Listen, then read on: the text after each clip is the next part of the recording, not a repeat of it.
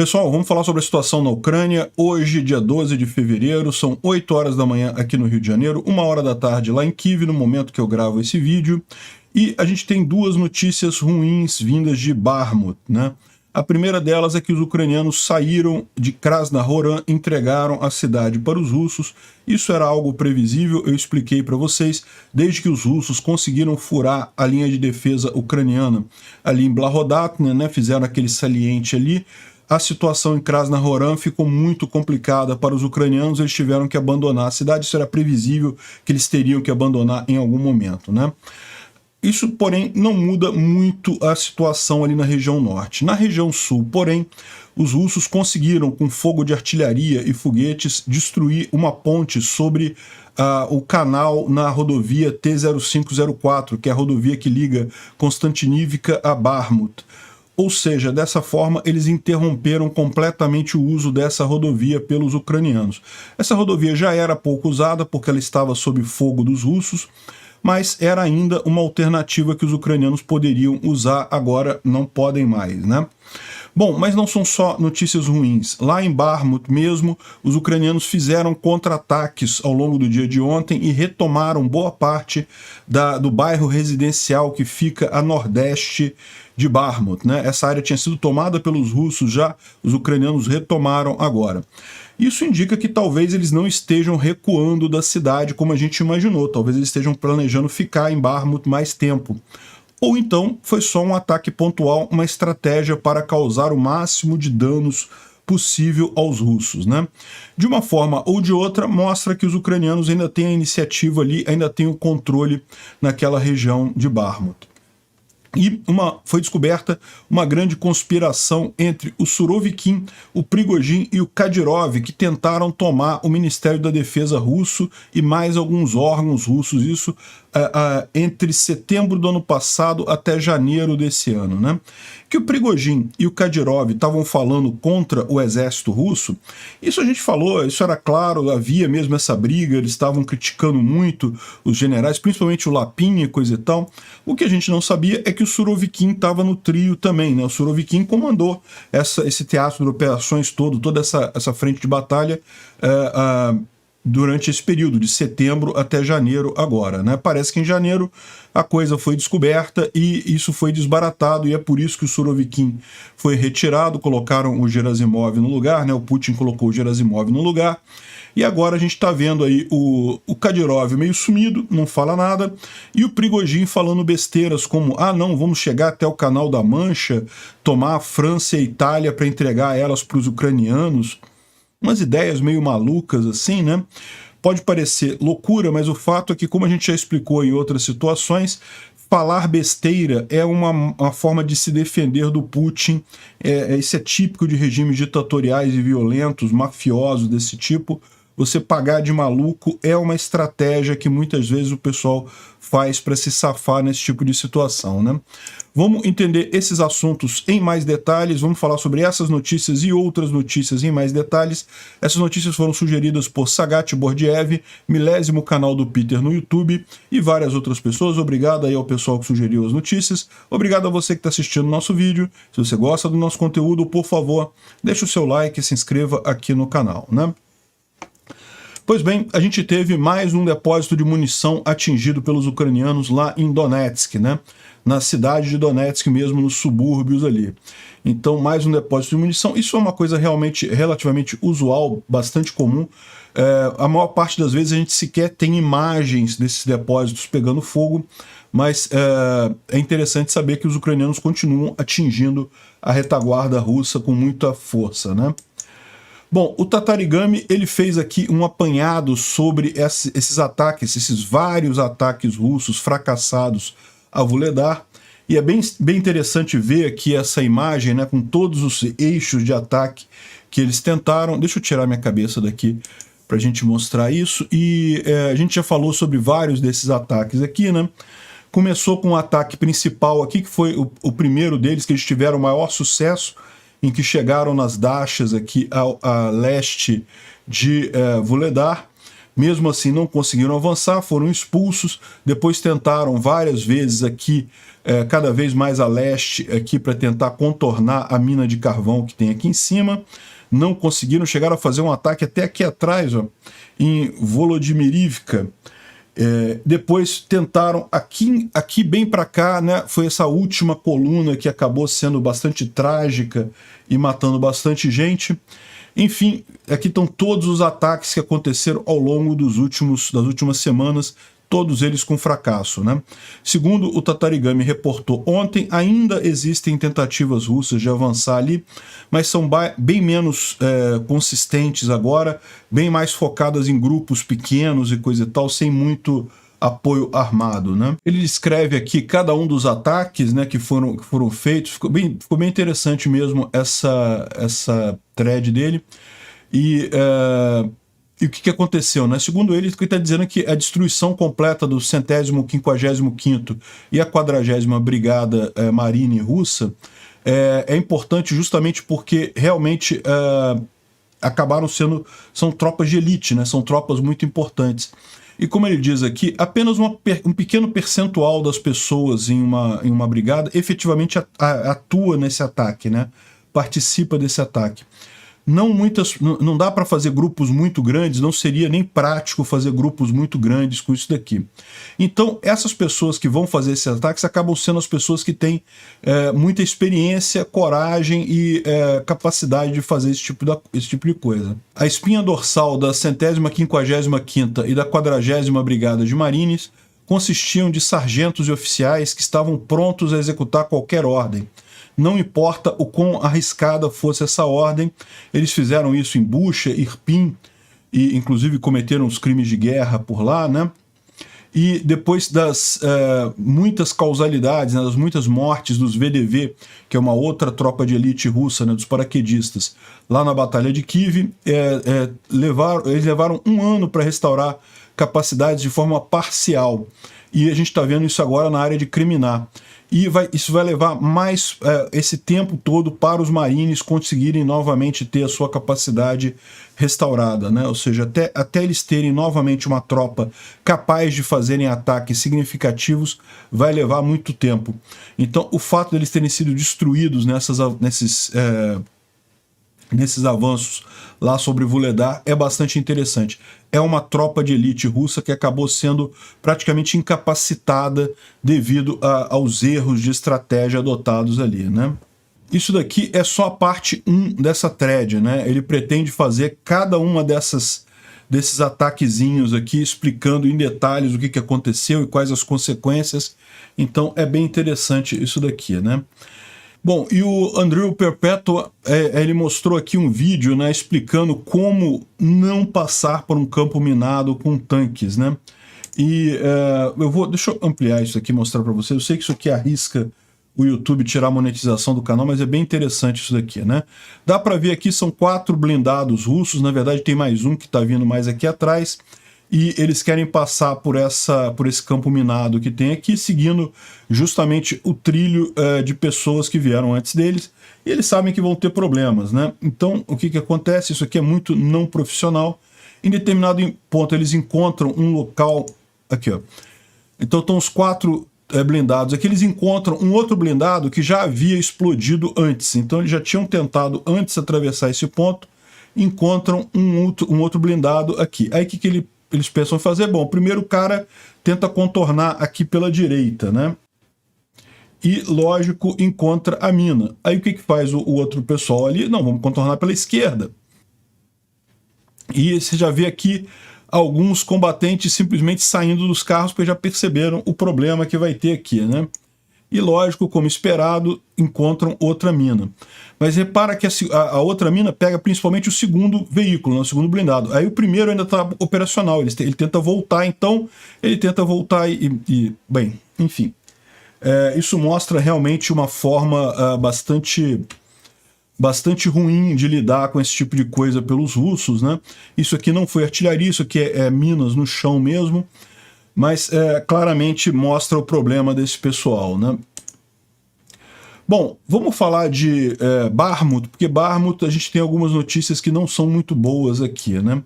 Aqui nesse mapa ainda está mostrando Krasnohoran como estando parcialmente em poder dos ucranianos, né? Dá para ver aqui a cidade de Krasnohoran, mas como a gente explicou, os russos, depois que conseguiram tomar Blahodatne, e mais do que isso, conseguiram tomar as posições ucranianas nas colinas aqui a norte de Blahodatne, eles conseguiram avançar por aqui e chegaram até a M03.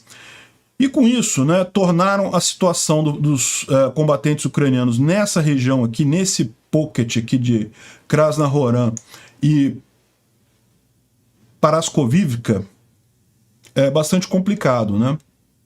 Então eu falei para vocês, é muito provável que os ucranianos saiam daqui, não justifica manter Krasnohoran.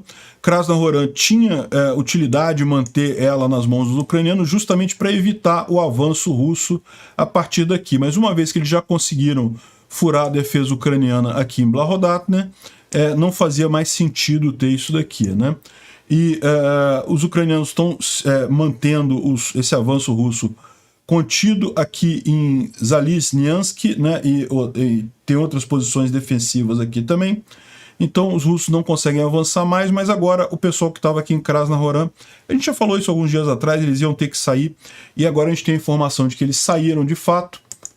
Tá aqui a informação, a imagem dos russos tirando a fotozinha aqui na entrada da cidade, o que significa que eles tomaram toda a cidade aqui de Krasnohoran, né? Agora a questão toda é Paraskovivka, né? Se eles vão também conseguir tomar Paraskovivka.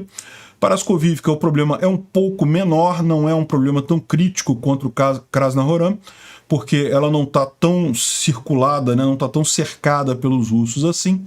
Ainda assim é uma posição complicada, né? Vamos ver qual vai ser a estratégia ucraniana. Vocês vão tentar manter Paraskovivka para evitar avanço maior dos russos, ou se eles vão deixar Paraskovivka também e focar em Yardini, né, aqui nessa região, que seria a próxima defesa natural aqui, né?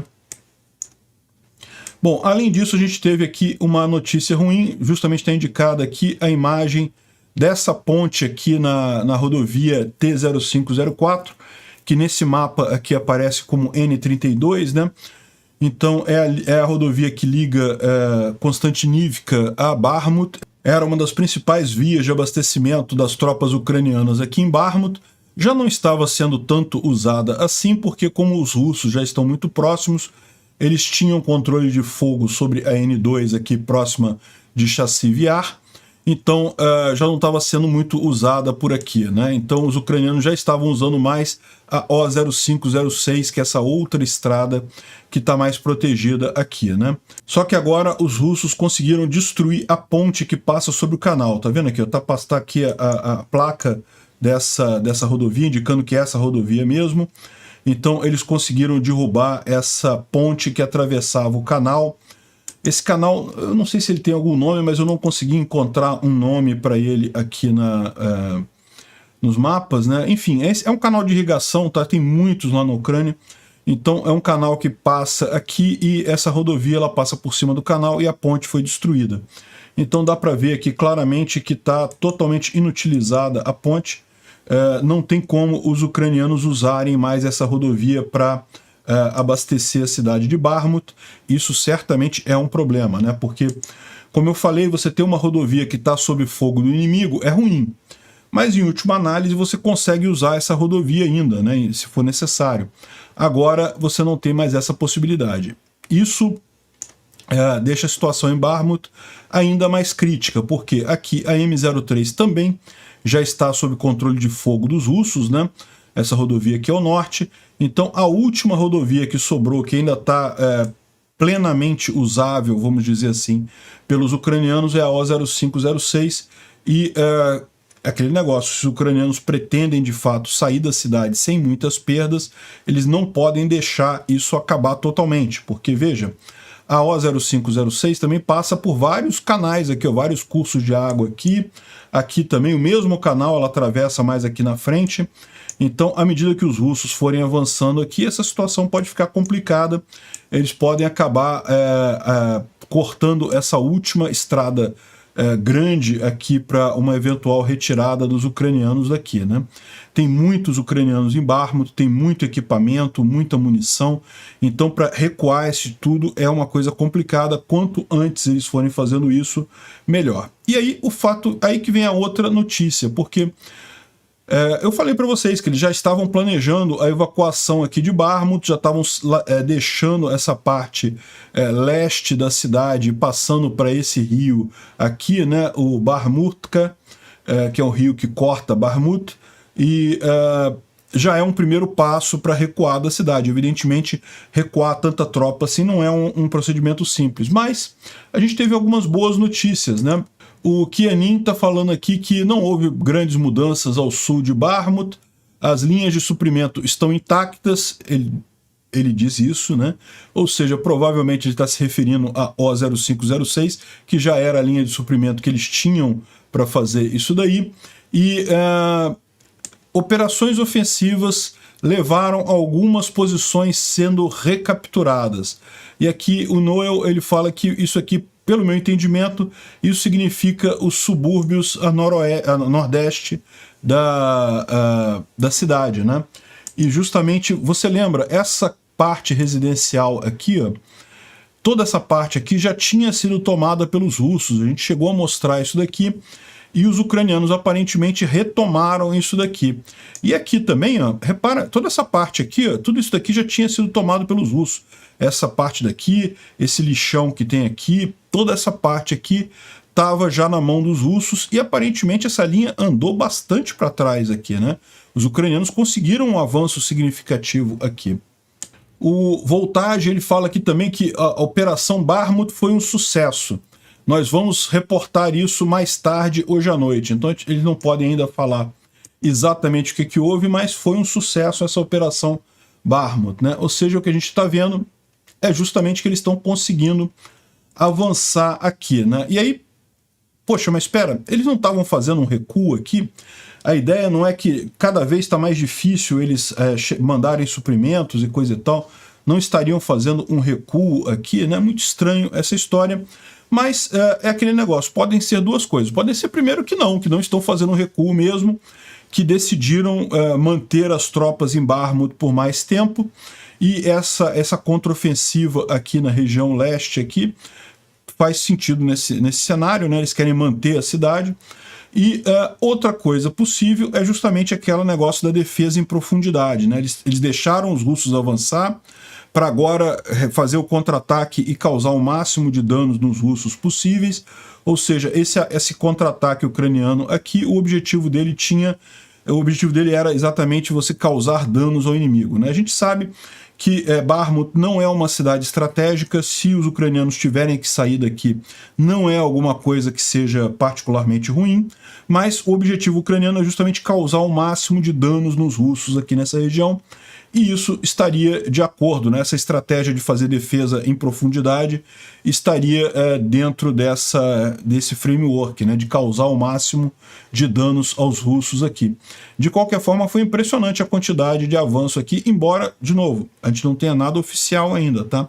Tudo aqui são pessoas falando algumas coisas e vamos aguardar para ver se a gente tem mais informações sobre esses avanços ucranianos aqui, né? O Oleksiy Danilov, que é um conselheiro de segurança nacional do ucraniano, né? Ele falou que a Rússia já começou a nova ofensiva, mas tem muitos desafios, mas não consegue avançar, né? Eles já começaram a ofensiva deles. Eles não falam isso publicamente. E nossas tropas estão repelindo esses avanços, né? Ou seja, se foi isso mesmo, é uma excelente notícia, porque como eu falei para vocês, que haveria essa ofensiva, haveria aqui nessa região, aqui em Luhansk, e seria uma ofensiva muito forte. A questão toda é se os ucranianos conseguiriam segurar essa ofensiva. Por quê? Porque a ideia é justamente depois haver a contraofensiva ucraniana nessa mesma região, né? Que os ucranianos vão perder algum território, alguma coisa, é natural que eles percam alguma coisa. Mas se os russos já estão fazendo essa ofensiva e não estão conseguindo avançar nada, melhor ainda, né? estão só liquidando os próprios guerreiros, e depois isso vai enfraquecer o exército russo nessa região, justamente capacitando os ucranianos para avançarem, né? A gente mencionou esse negócio, né, que justamente esses avanços russos aqui em Vuhledar, ou tentativas de avanço russo em Vuhledar, Bakhmut e Avdiivka, que a gente falou ontem, tinham o objetivo justamente de forçar os ucranianos a trazerem as reservas daqui, né, onde elas estão aqui em Kharkiv e Luhansk, para mais ao sul na linha de frente, de forma que os russos pudessem fazer esse avanço aqui sem os ucranianos terem reservas adequadas nessa região. Os ucranianos não caíram nesse papo, conseguiram segurar esses avanços russos na maior parte das situações. Só em Bakhmut que houve aí algum território conquistado pelos russos. De qualquer forma, o mais importante é que os ucranianos não caíram na armadilha e estão bem protegidos aqui para segurar esse avanço russo, né? Então, o Danilov falou isso num programa de televisão ontem e é bastante significativo isso daí, realmente bem interessante ver. Bom, vamos dar uma revisada na linha de frente aqui, o que teve de novidade. Ele está apontando uma informação aqui interessante sobre o clima ali na região, particularmente aqui em Zaporizhia e Kherson, na parte sul da Ucrânia, que esse inverno está sendo muito seco, está caindo muito pouca precipitação, seja chuva ou neve. E o que acontece nesse caso? Vocês conhecem a estação da lama lá na Ucrânia, né? Naquela região toda ali, né? Na Rússia, Ucrânia, tal, Rasputitsia, coisa e tal. O que causa aquela lama toda? É justamente a neve que cai durante o inverno e quando chega a primavera, ela derrete e aquilo fica um lamaçal danado ali na região, muita lama em tudo quanto é lugar. Como está tendo pouca precipitação, pouca neve, o que ele está dizendo aqui é que você acaba tendo... A expectativa é que essa estação da lama acabe sendo curta esse ano. Então, e isso é interessante porque particularmente isso é verdade aqui em Zaporizhia, que é onde os ucranianos pretendem fazer certamente um dos eixos de ataque deles agora na ofensiva, que é a tentativa de tomar Melitopol. Todo mundo sabe que existe esse plano dos ucranianos, né? Então, isso pode favorecer esses planos tão logo cheguem os blindados lá do Ocidente. É bem possível que os ucranianos consigam fazer isso com muita facilidade devido a uma estação da lama curta que deve ser esse ano, né? Bom, ele começa falando aqui sobre a linha de frente em si, aqui em Kriminá. Ele nem falou sobre a parte mais ao norte lá, não deve ter nenhuma grande novidade. Então ele fala que os russos foram vistos aqui bem próximo de Torsk, já chegando aqui no rio Zerebets. Então repara, isso aqui realmente significa que os russos estão avançando aqui nessa região, né? Isso é esperado, isso não é um problema. Isso é a grande ofensiva dos russos. Se eles estão conseguindo andar só isso daqui, é muito positivo no final das contas. Se for só isso daqui, se os ucranianos perderem só esse trecho aqui entre os Zerebets e Kriminá, tá excelente, né? Enfim, foram contidos aqui em Torsk, também parece que em Ampil eles tentaram alguma coisa, em Ampolivka e Dibrova e também aqui em Bilororivka, né? Tentaram avançar aqui, não conseguiram avançar muita coisa, mas dá para ver que essa floresta aqui, essa região aqui ao norte, a noroeste de Kriminá, os russos têm alguma certa facilidade aqui, né? Nota que esse pontinho aqui indica apenas que foram vistas tropas russas ali. Não quer dizer que os russos dominam essa área, isso pode ser apenas uma patrulha, um pelotão avançado, pode ser apenas uma tentativa de avanço aqui, não quer dizer que eles tenham domínio, né? Eles têm domínio nessa área aqui, que é a área de floresta noroeste de Kriminá. Aqui sim os russos têm domínio, né, na cidade de Kriminá em si, mas toda essa área aqui entre essa linha vermelha e essa área azul, que é o domínio dos ucranianos, isso aqui tudo é no man's land, né? É terra de ninguém, né? Tá em batalha ali o tempo todo, né? De qualquer forma, mostra que os russos estão avançando aqui, eles estão realmente conseguindo avançar alguma coisa. E também mostra que não é tanta coisa assim, para essa tal grande ofensiva russa, a coisa não está caminhando muito bem, não. Depois ele parte para Bakhmut, falando sobre as imagens aqui de Bakhmut hoje, né? Mostra aqui alguns lugares pegando fogo. Realmente a cidade totalmente destruída, né? Isso é de se imaginar, infelizmente.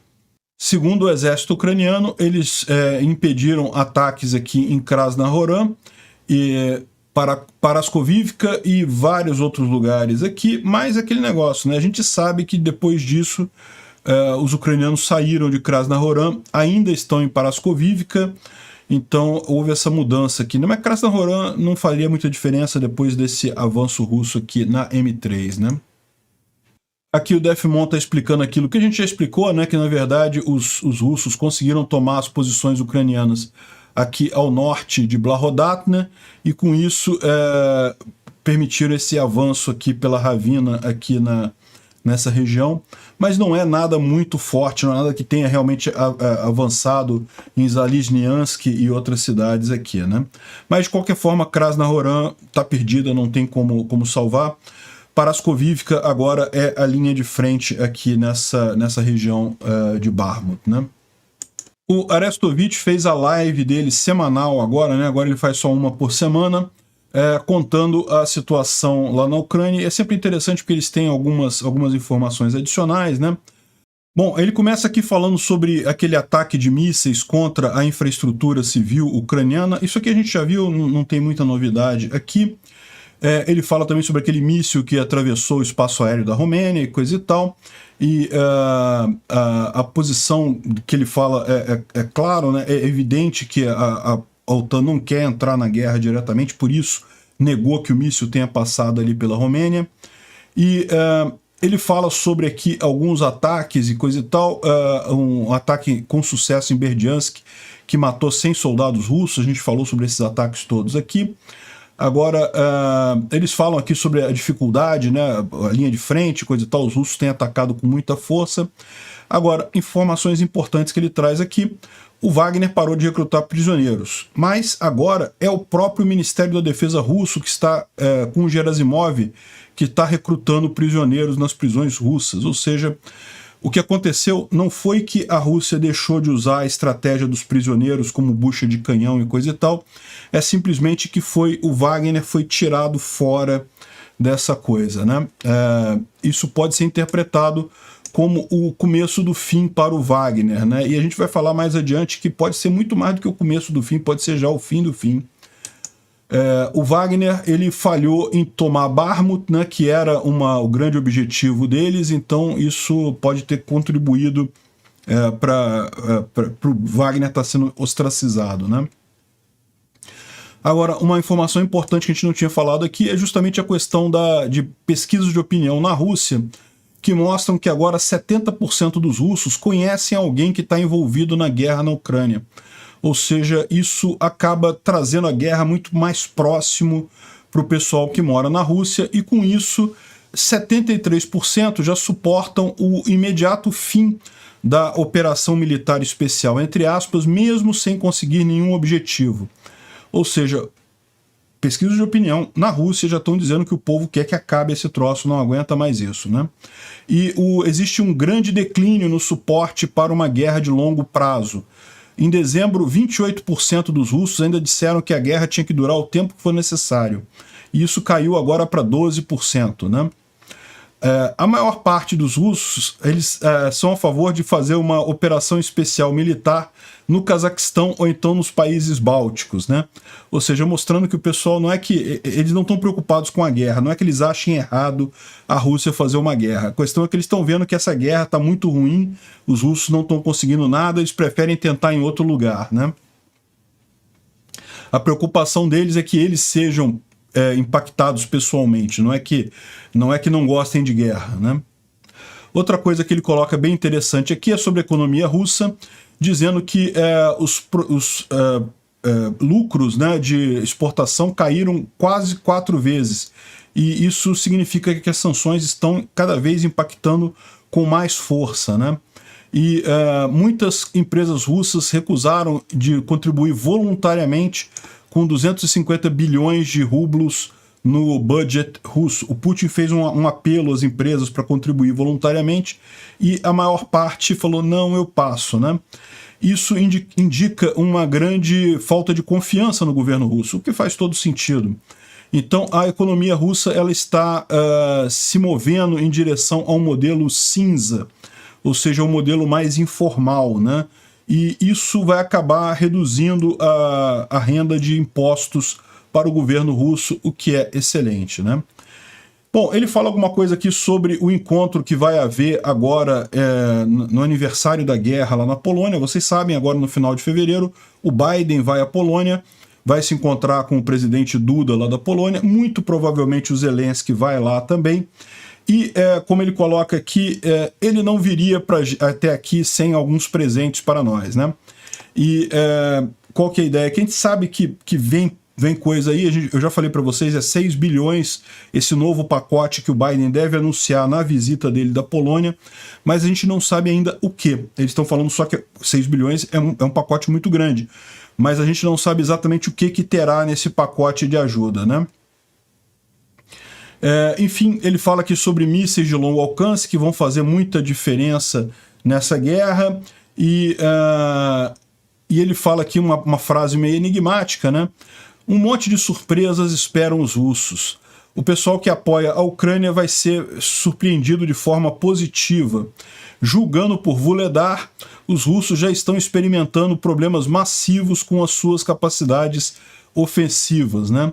A ofensiva russa pode ir de forma contrária ao que os russos planejam e suas expectativas, né? A gente sabe disso, que os ucranianos estão planejando só passar essa primeira tentativa russa de avançar para em seguida fazer a contraofensiva deles, né? Vamos ver como é que vai acontecer isso daí. Por final, ele fala sobre o Mikhail Saakashvili, que é aquele ex-presidente da Geórgia, né, que está numa situação muito ruim. Aliás, liberaram alguns vídeos dele na prisão do ano passado ainda, né, e mostram realmente ele tendo colapsos e coisa e tal, e o pessoal tendo que socorrer ele, enfim, a saúde dele está deteriorando muito rápido, infelizmente. Eu não vou tocar o vídeo porque o YouTube não gosta desse tipo de vídeo, mas parece que realmente a situação dele é muito crítica. Agora, parece que estão preparando para aumentar a pressão na Geórgia para que ele tenha um tratamento humano, que ele seja levado para um hospital, né, para ser tratado, né?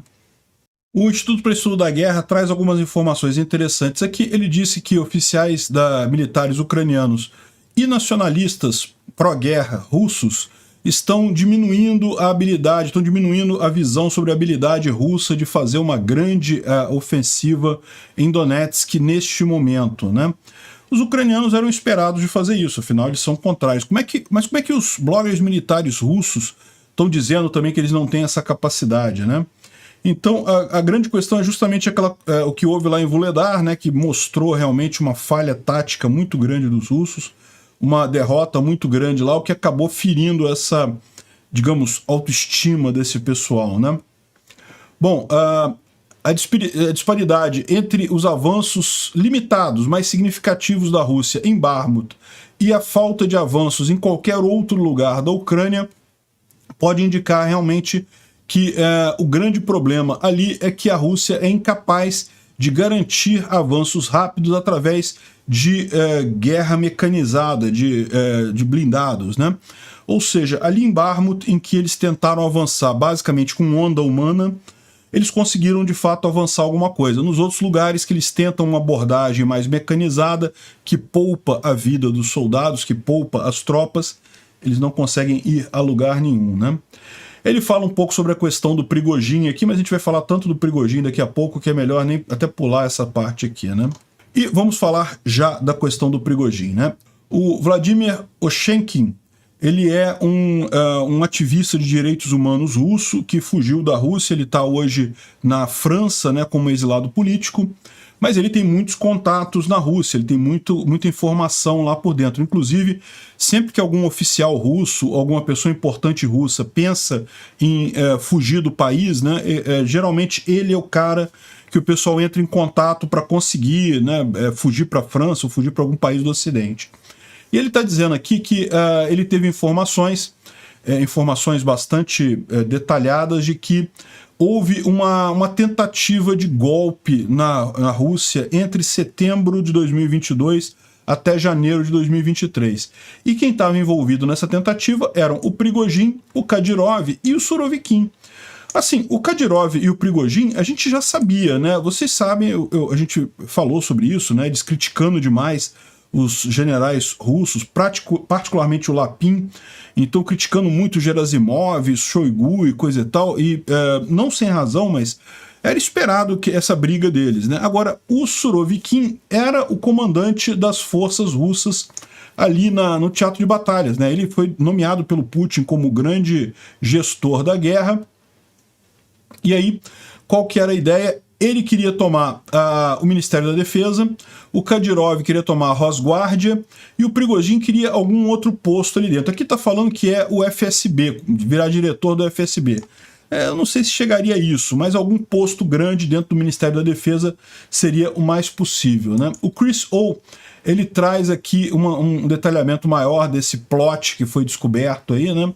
Então, o Vladimir Osserkin, né, que é aquele dissidente lá da França, né, que está lá na França, ele falou então que o Prigozhin, o Kadyrov e o Surovikin formaram um triunvirato no último outono, numa tentativa falha de tomar o Ministério da Defesa russo, né, e capturar todo esse esforço russo ali na Ucrânia.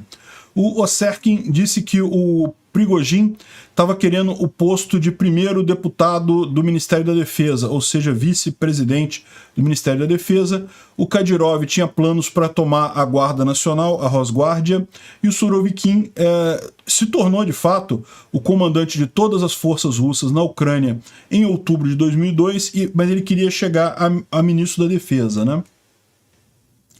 Porém, o Osserkin, ele diz que o FSB ficou sabendo disso daí, descobriu desse plano, e o trio foi tomado num tradicional dilema do prisioneiro, né? Cada um deles acabou não querendo arriscar a sua própria reputação para proteger o plano, e no final o plano fez água, né? O Surovikin foi o primeiro a cair no dia 11 de janeiro. Lembra que a gente falou que isso foi estranho porque ele ficou menos de 3 meses comandando as tropas lá, e o Putin colocou o Gerasimov. O Gerasimov é um cara das antigas, né? Um cara que está afastado do exército há muito tempo. Ele é o Estado-Maior lá das Forças Armadas Russas, mas é já um cargo mais de comando assim, externo, né? Botou ele para comandar a guerra diretamente. O Prigozhin, a gente está vendo, ele já está bastante queimado aí nos últimos dias. A gente tem visto isso acontecer com muita força, né? O Putin queimar o Prigozhin. E o Kadyrov, vocês estão vendo como é que o Kadyrov está silencioso? O Kadyrov adorava falar um monte de besteira, sempre tinha alguma notícia do Kadyrov falando alguma merda, e o Kadyrov está silencioso, não fala nada, né? Então, agora, o que está acontecendo? Por que o Prigozhin está falando, por exemplo, deu aquela entrevista falando que não, que a gente vai tomar o Canal da Mancha, vamos chegar até o Canal da Mancha e vamos dar a França e a Itália para os ucranianos e não sei o que lá, em recompensa por a gente tomar a terra dos ucranianos. Umas coisas que não tem sentido nenhum, né? Enfim, tem gente dizendo que a coisa está muito séria lá para o Prigozhin, que tem gente apostando que tanto ele quanto o Kadyrov não vão durar muito tempo depois desse coisa descoberto, né? E aqui o Camille Galive, ele traz uma visão que é muito interessante, a gente já falou sobre isso, né? Ontem eu mostrei essa entrevista do Prigozhin falando essa loucura, que nós vamos chegar lá na França, entre a França e a Inglaterra, e não sei o que lá, e vamos destruir a Europa toda e coisa e tal. E aí você fala assim, olha só, quando você vê membros da elite russa agindo de forma maluca, entenda, eles estão agindo de forma 100% racional. Apenas que é esperto você fingir que é maluco. Pagar de maluco pode ser a saída, né? Porque as opções que eles têm são: se eles forem a voz da razão, o Putin te destrói. Se você for maluco, o Putin pode não se importar com você. Ou então você pode ficar quieto, né? Aí ele explica o seguinte, o que ele fala mais aqui, eu vou resumir essa thread dele aqui, né? Mas o que ele fala em última análise é o seguinte: tem muita gente na Rússia insatisfeita com Putin e com essa operação especial. Muita gente mesmo. Na elite, o pessoal ali logo abaixo do Putin, tem muita gente insatisfeita. A questão toda é, como é que esse pessoal vai fazer para conseguir alguma coisa? Bem, eles precisam de um líder para conseguir negociar alguma coisa com o Ocidente. Quem seria esse líder que essa elite russa poderia ter para negociar com o Ocidente? Tem que ser alguém da própria elite, tem que ser alguém que tenha conexões com agentes estrangeiros e que tenha alguma reputação. Então, isso seriam os três elementos, né? E veja, esse pessoal da elite sabe disso, o Putin sabe disso, e o pessoal da elite sabe que o Putin sabe disso. Então, o Putin não é idiota, e aqueles que estão em torno do Putin sabem que ele também não é um idiota. Então, o Putin sabe desse risco, né? E todos sabem que existe esse risco e que o Putin entende esse risco. Então, qual que é a questão? Ser da elite, a pessoa não pode deixar de ser da elite. Ter laços com o Ocidente, ela não pode deixar de ter laços com o Ocidente. O que ela pode deixar de ser? Ter uma reputação aceitável para o Ocidente. Então, esse pessoal, quando faz isso, eles estão de propósito sacrificando a reputação dele no Ocidente para que o Putin não veja aquela pessoa como uma ameaça, né? Quando o cachorrinho de estimação dele, o Medvedev, né, fala que não, que temos que jogar bomba nuclear, vamos jogar bomba nuclear na Inglaterra, vamos jogar nos Estados Unidos, vamos explodir o mundo e coisa e tal, ele sabe, ele não tá falando isso pra gente aqui no Ocidente, né? As Russetti às vezes acham, né? As Russetti acham que, não, tá vendo aí? Eles vão jogar bombas nucleares, temos que ficar preocupados. Mas não, ele não tá falando pro resto do pessoal, ele sabe que aqui no Ocidente todo mundo olha pra isso e fala, caramba, que lorota, não tem lógica nenhuma isso. Mas enfim, ele tá falando isso para o Putin. Ele quer dizer pro Putin, tá vendo, Putin? Eu destruí minha reputação.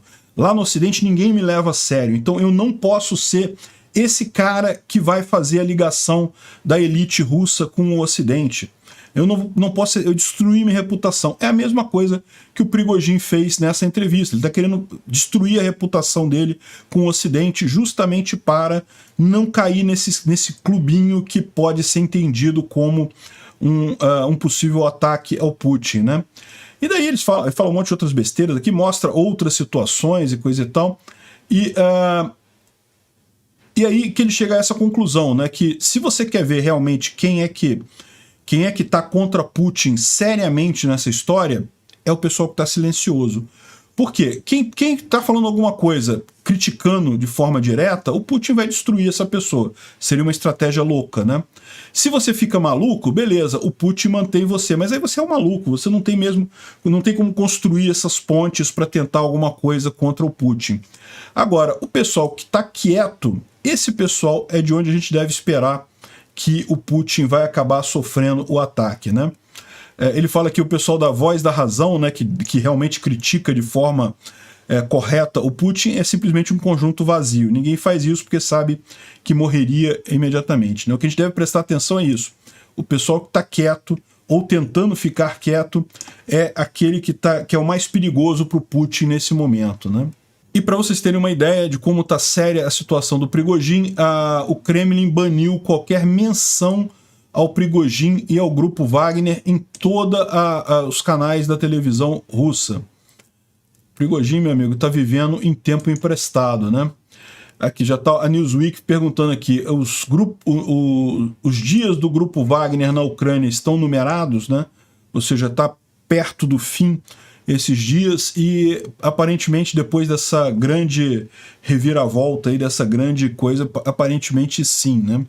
O Kadyrov está quieto. Por que o Kadyrov está quieto? O Kadyrov ele tem uma vantagem em relação ao Prigozhin e ao Surovikin, que é o Putin precisa dele para manter a Chechênia, digamos, quieta, né, ordenada. Se o Putin resolver descontar no Kadyrov, o que pode acontecer é a Chechênia voltar a ser um problema para a Rússia, o que o Putin não quer, né?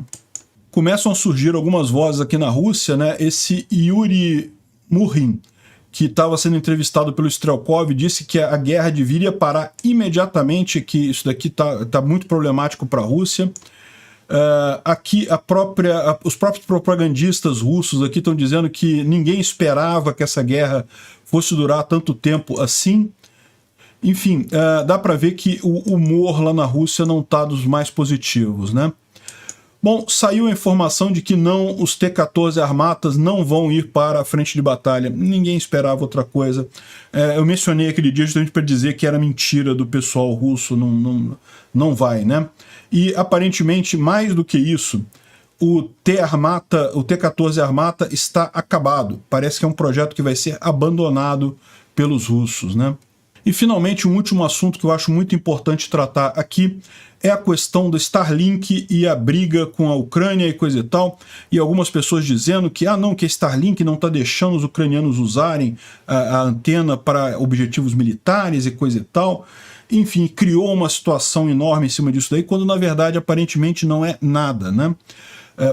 Existe aqui a informação de que o Kymeta, ou Kymeta, não sei como é que se pronuncia isso daqui, que seria um concorrente da Starlink, estaria negociando com o Pentágono para substituir a Starlink e coisa e tal.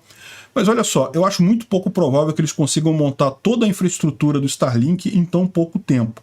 Então, não sei, né? Mas de qualquer forma, a informação que a gente tem aqui do Alpha Centauri, aqui, tá tudo em ucraniano, essa thread, mas a gente pode traduzir aqui, e ele fala basicamente que é uma thread sobre o ban ao uso militar da Starlink. O que isso significa?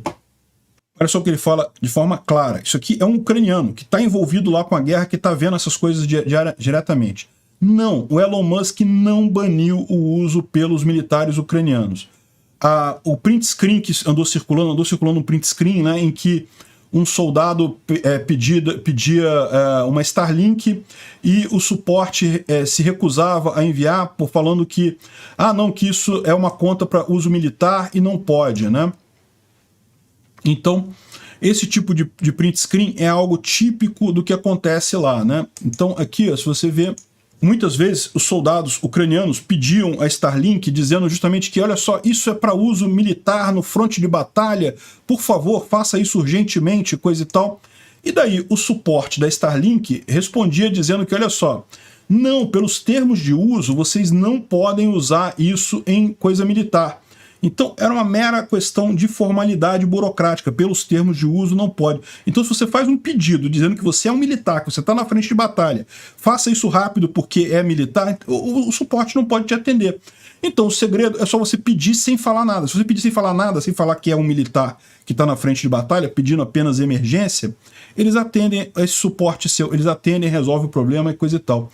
Então, é simplesmente falso que esses terminais da Starlink não estejam funcionando ou coisa e tal.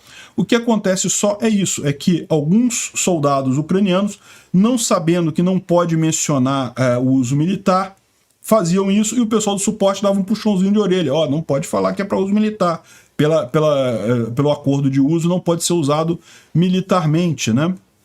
Ou seja, e aí o que acontece? A Rússia pegou esse negócio, amplificou isso pela rede de bots dele, justamente por quê? Porque eles querem causar discórdia entre a Ucrânia e a Starlink.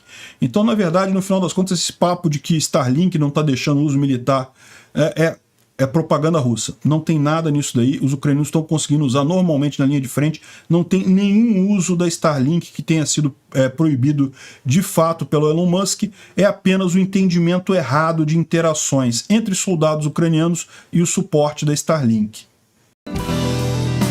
Obrigado por assistir o vídeo até o final.